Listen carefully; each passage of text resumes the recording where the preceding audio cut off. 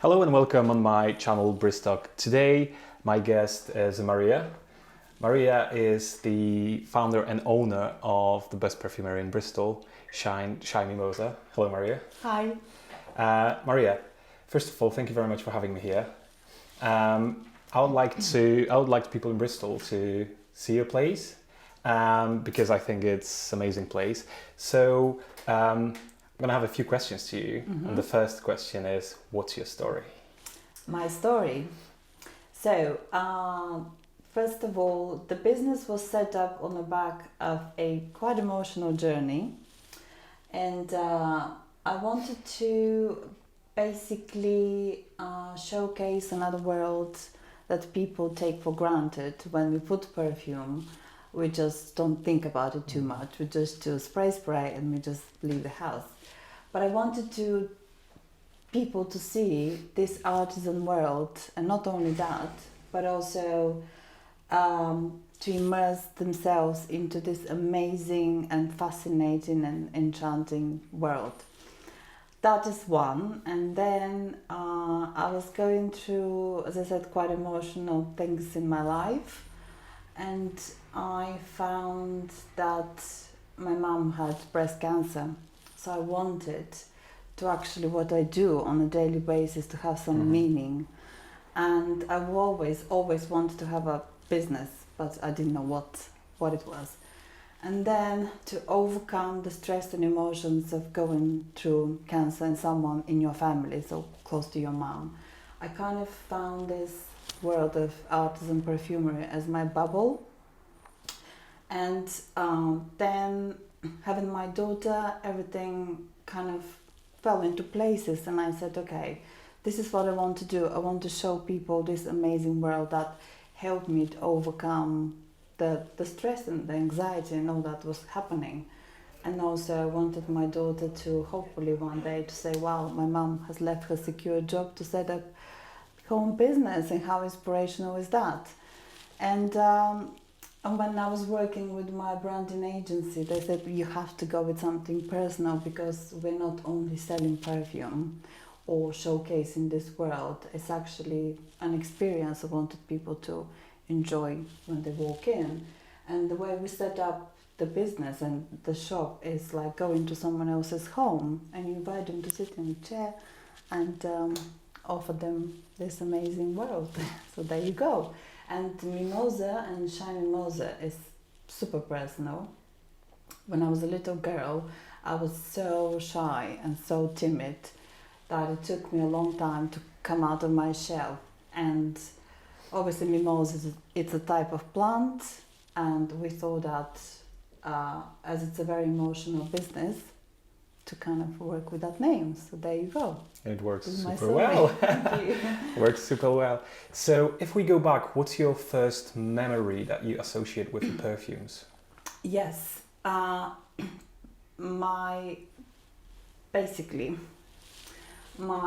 growing up in Bulgaria, where I come from, it's ex-communist country. So having seen my mom when my dad was traveling, and we were super fortunate that he was traveling a lot. He would bring this fascinating scents for mom, and I'll never ever forget this first perfume that I fell in love with when she was wearing it. It's only a couple of months ago I discovered what it was. It was a brand called Obigone, and she was wearing one of the classics. Yeah. And it took me years and years to actually find what it was, and I'm so happy. And I think I'm gonna get her a bottle, but proper vintage bottle, when I get my hands on one. So I remember that, and that smell of kind of a lipstick and roses, because Bulgarians are known for exporting rose oil to the perfume industry. Excuse me. And so my mom's garden always had roses, so it's kind of a scent. It's a big part of my culture, of my upbringing, and I just can't live without it. So that's my first ever encounter, and I must have been 8 or 9, very, very young, so kind of vividly remember it. This is great. This is like proven that, human brain associate like the memory situations Yeah. with the perfume. So, you know, Absolutely. it's like sometimes people will just, you know, to sniff a perfume and they're just getting flashbacks. Totally. This is, you know, if somebody's not into this world of perfume, it's Yeah. really hard to explain to people. But, you know, like if we know what we're talking about, if we try like hundreds of different perfumes, Yeah. it's like for us, it's just like, you know, instantly Like, we know what's going on. So, what's your favorite note, and why? Notes. I think it's just rose. I can't fault it. It's just sublime to me. As I said, it's probably because of my childhood or cultural. I don't know, but there's something about it. And the other one, which I fell in love lately, after I've discovered a bit more artisan world, it's iris. I'm just a big sucker for iris and powdery scents, so that's my thing. That's Yeah. good.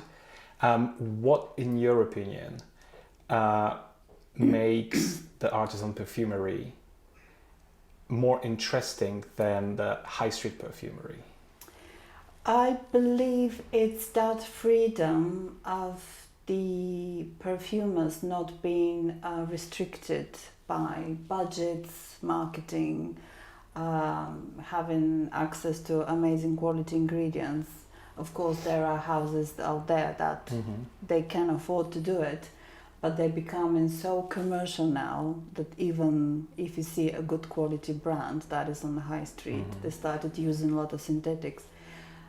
So, which is fine. There are some synthetics in artisan perfumery, but we're talking that freedom to express themselves and to take time to actually create what they're happy with, not what the brand has told them to do. So I think that this is the difference. You can see how if someone is just let loose basically in their laboratory, you can see what they can produce, something sublime. Exactly, they're not restricted with deadlines Totally. most of the time. Yeah. And like Target, because Target is the big thing in like high street perfumery. I think we've been talking about it like last time. And it's crazy, like the average time of making perfume comes down from like years sometimes to months, couple of months. You know, it's really, really hard to create something spectacular. It could happen. Yeah. But, you know, with it's... a push. Yeah, exactly. Yeah. And I think that's why, you know, like you said, like Houbigant, Guerlain, the old school perfumes are still super popular. Yes. And now, you know, the high street brands producing tons and tons of perfumes, some of them releasing like 4, 5, 6 flankers of the same fragrance in 1 year. Yeah. And 2 years later, nobody remembers about it. Absolutely, yeah. And just copying, it's a big thing. This is a big problem. Actually, seeing customers coming in and saying, I've always wanted to find something special or my signature, and they go to a department store, which logically, this is the place you would initially go if you don't know anything about artisan perfumery. And they say, even if the shop assistant spend time with us, that there's something is missing. And once they discover our place or similar places like ours, they just blown away. Yeah. Totally blown away, because it's not just obviously the different and the unusual ingredients, but it's the experience, and that you're not in a confined, well, it's a small space what we have here, but you're not in an artificial space with lots of lights and lots of chemicals like all over your senses. Light warming up the bottles actually. That's absolute nightmare. And you can see how people actually are quite emotional about the whole process. I can tell you so many stories about customers coming and saying, oh, I stopped wearing perfume for the last 10-15 years because I just cannot find anything.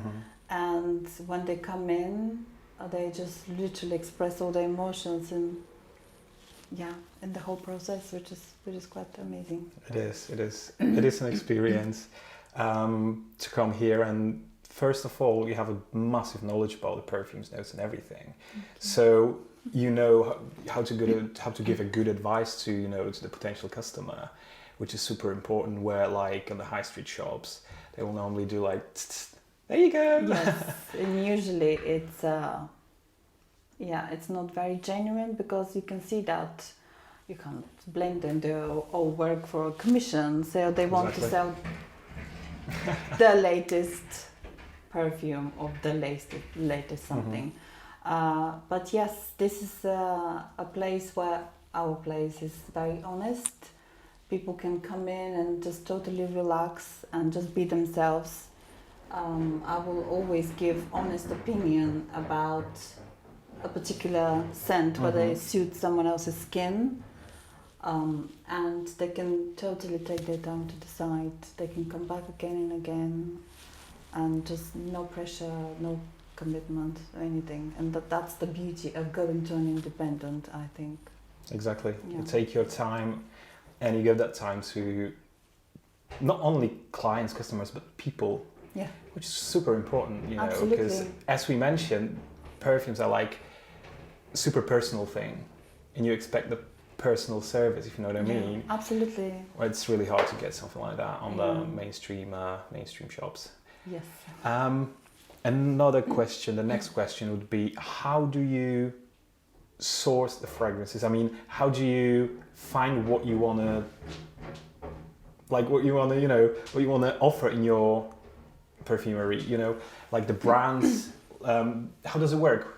How does the process work? Yes, so I do actually get asked this question quite often, and without giving my secrets away, because that's the core of my business. I look at the bigger picture. Firstly, whether I connect with the brand, I understand the perfumer, I understand their why. Clearly, what is a perfume? They're here to sell a product, but I need to understand why they created that and what's their story.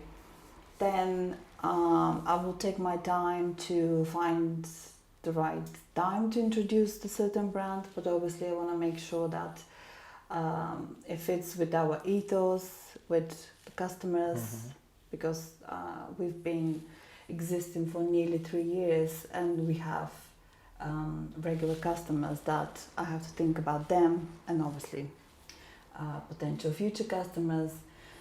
And then it has to tick all the right boxes, I suppose. And I do take my time, and sometimes with brands will take a couple of months, if not years, just to make sure that the brand is tested throughout different seasons, because I believe that you can't just test a brand and then in a week's time introduce them. You just need to go back, revisit. So it's a little bit long process. I can imagine some brands are a little bit impatient, but it has to be right for both parties. And I think what we have now is very selective and very personal, very emotional. So every time a customer picks a perfume, I know the perfumer, so I get really excited and I tell them, oh, so and so, I had a customer who did that. So it's kind of a process, it's a story. It's quite emotional. Amazing. How hard or how easy was for you to make that decision to open your perfumery here in Bristol? Hard it was in terms of there was a lot of research, a lot of sleepless nights, a lot of financial questions, and because it involved actually quite personal family investments, and also jeopardizing my daughter's future to some extent to set up the business and live in my secure full-time 9-to-5 job. And it was super easy on the other hand, because I was so passionate about it. So everything I was doing, it just felt right. Even the stressful times looking for premises or contacting brands and saying to them, oh, hello, I'm Maria, I'm looking to set up a perfumery. And most of them didn't know who I was, because I have not worked in this industry before, ever. But I wanted to set up a business where I'm not just passionate about, but I show a different type of retail experience that is not what people usually come across. I just wanted to be really an experience, not just selling or passing goods through the till.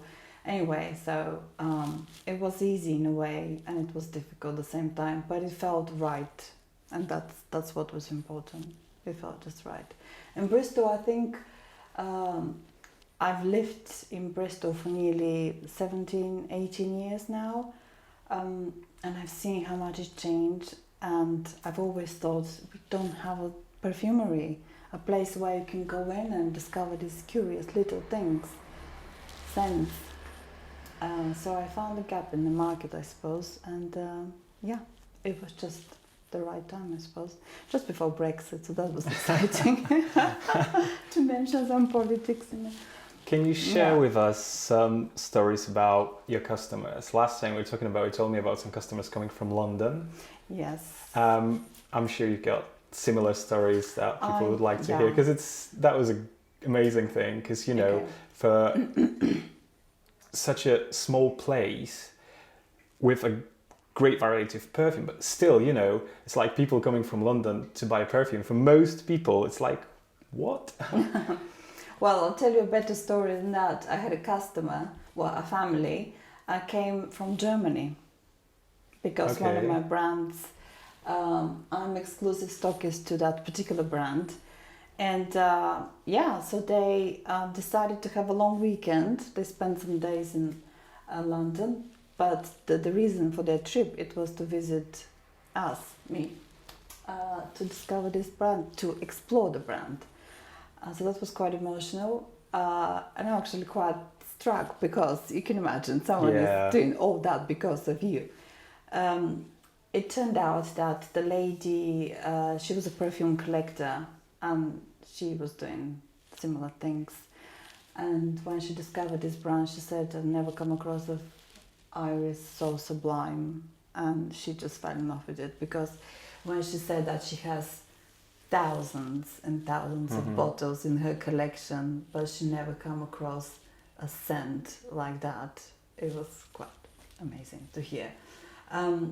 Another story is a lady who lost her sense of smell about 5 years ago, and she was a classic Guerlain girl. She always wore Shalimar for over 40 years, and she lost her sense of smell, and she was quite emotional about it, and she thought it will come back, and never came back. But she always wanted to smell amazing, and she said to me, she tried going to department stores, and she kept buying Shalimar because she wanted to still smell amazing, even she can't smell it herself. But then she decided, okay, so I'm moving forward, it's not what it used to be anymore, and I want to change. And she discovered the perfumery, and she said, I want something amazing which I will like. Now you know what I used to wear. So that was the difficult thing when I was showing her various things to smell. And I still wanted to say, what about this one? But I can't. So obviously I tried on her skin, and we picked one. And then she decided every 6 months she will purchase a new bottle, because she thought, I'm going to have fun now. So she's literally buying, basically just solely relying on my advice. I was quite emotional. And every time she has a new bottle, she will say, I get so many compliments, and she'll bring me a bunch of flowers just to say thank you, which is that's amazing. Yeah. Another thing that inspired me on the back of that, which I will be researching a lot more lately, is there's a charity called Fifth Scent, I think, and they work with perfumers or people in our industry to help people with dementia, because it's proven if a particular scent is burned into the room, patients starting to remember things from their past. So I will be researching a lot more on that to work with that charity, which will be quite emotional. That sounds amazing. Never heard of Yeah. it, but yeah. So this is like not only you share your love to perfumes with people in Bristol, but that's like, you know, you're going somewhere else. Yeah. This is great. Thank you. How would you describe a good perfume? What's your definition of a good perfume? Well, I always say if that particular perfume suits your skin, this is a good perfume. Because I have come across a perfume and skin really badly matched only because I had another example I can give you. Two friends, one came in and she picked her signature scent and she's been repurchasing that perfume for a long time now, and her girlfriend absolutely loved that perfume and she bought it, and on her it smelled awful. Yes. And I said it, and I said, I will probably be pushing you as the customer away, but can we pick something else for you, because that on you is not good perfume.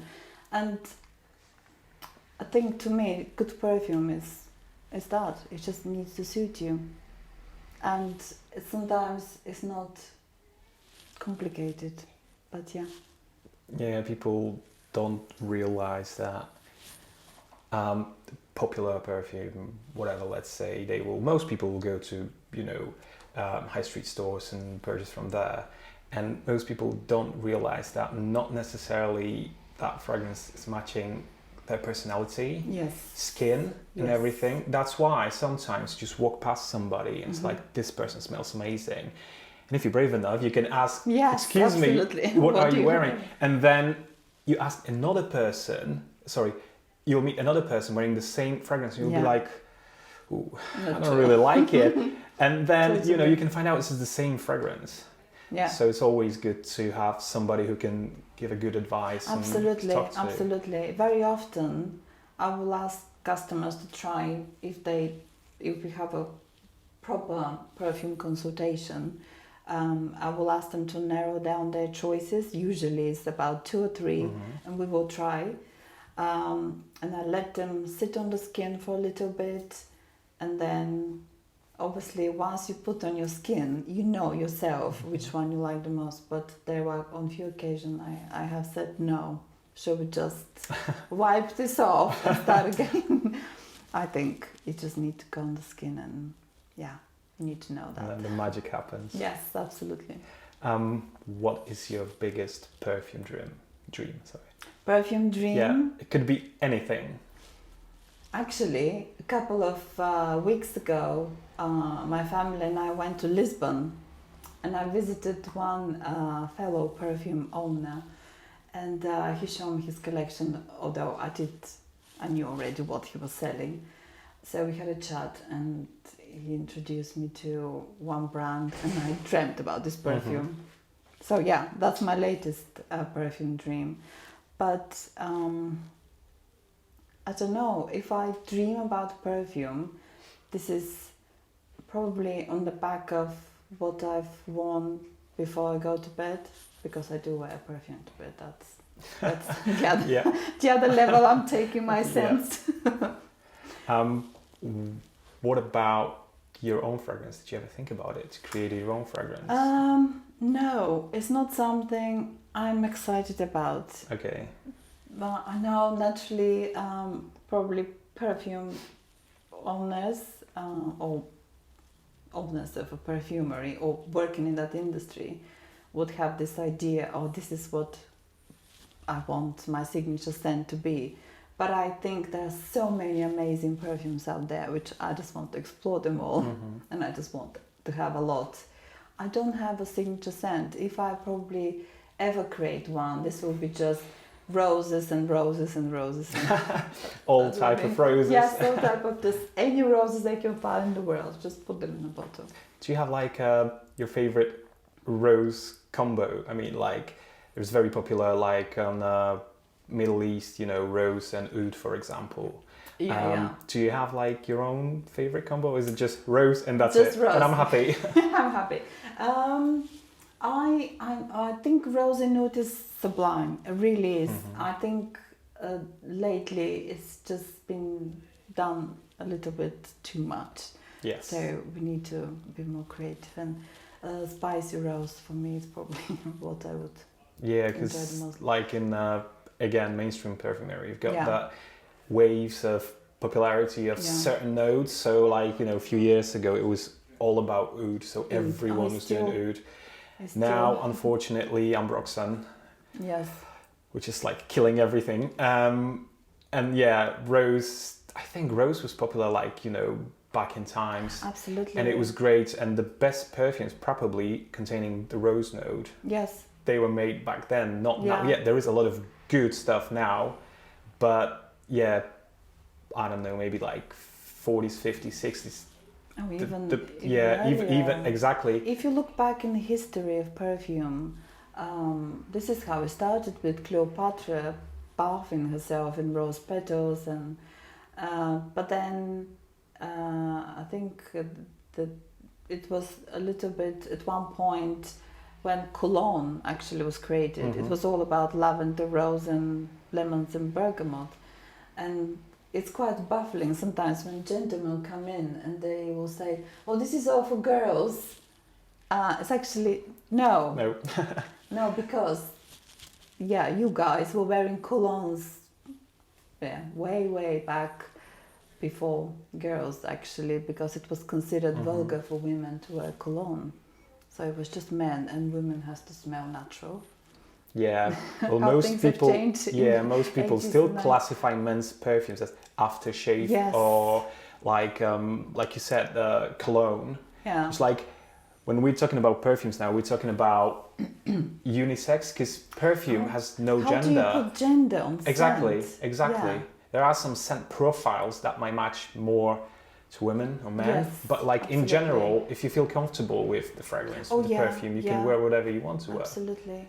There's one of my brands, the perfume is called Special for Gentlemen, and I wear this. Yeah. And no one knows what I wear. Yeah. If I love it, I'll just wear it regardless.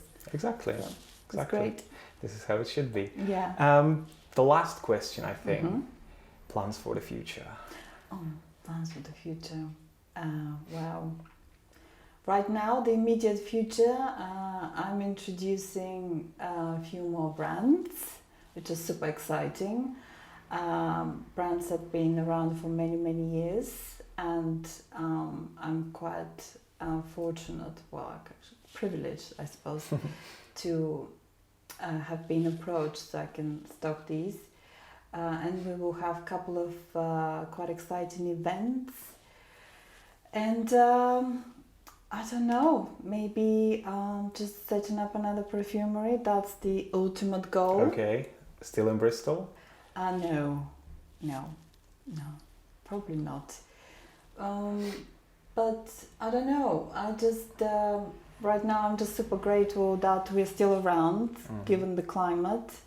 And a big thank you to everybody who has supported independence, because the independents are making Bristol amazing and funky and cool and the place to be.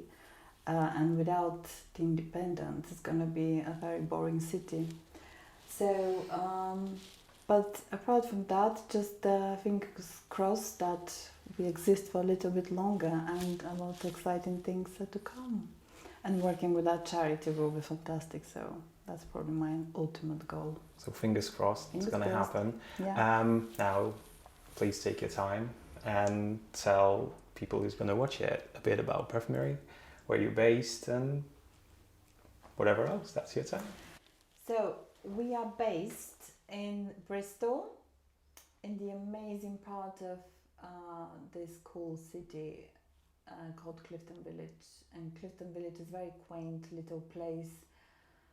And we were super fortunate that we actually managed to find a tiny little space, which I'm sure you can see, in Clifton, to showcase this amazing world of artisan perfumery. And I'm so grateful and happy that these guys, which I consider as part of my family and not just business partners, are super lovely, supportive and amazing human beings who believed in us and still support us. So if you guys want to know anything or you want to know much more about artisan perfumery, do come along, and we will give you the most fantastic personal consultation and experience. So there we are. Thank you. Maria's not lying. If you are a perfume lover or if you just want to discover like a completely new world of perfume, I couldn't recommend Maria more. Please pop in, have a chat, and maybe you'll find perfume for yourself. Thank you very much, Maria, for having me here. Thank you for approaching me. No problem. Thank you very much for watching, and see you next time.